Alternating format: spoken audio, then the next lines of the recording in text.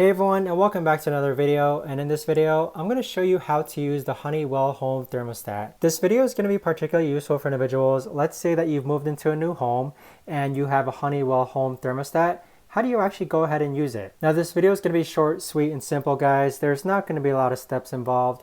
In order to use it, what you need to understand is that there's basically 5 main buttons, okay? The main button that you need to use in order to turn on your air conditioner or off your air conditioner or turn on your heater or turn off your heater is this mode button. So see how when you press mode, it cycles between off, heat, cool, and off, okay?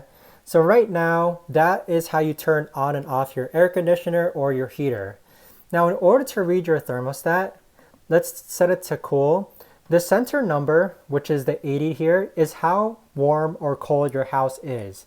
So right now my home is 80 degrees, and then the number on top is your target temperature. So you can see for this example, I have the air conditioner on where it's 80 degrees in my home, and I want it to cool down to 76 degrees.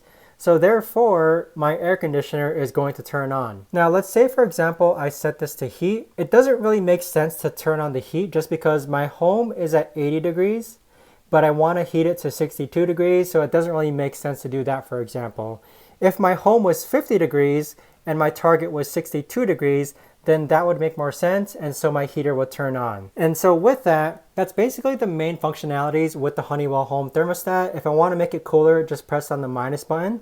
Again, the top number is the target number, and if I want to make it hotter, then press on the plus button. Now with that being said, that right there is the best and easiest way that I know of to actually go ahead and use your Honeywell Home thermostat. If you guys know of a better or easier way to actually use this, let me know in the comments down below. I would love to know. Thanks so much for watching everyone, and I'll see you guys all in the next video.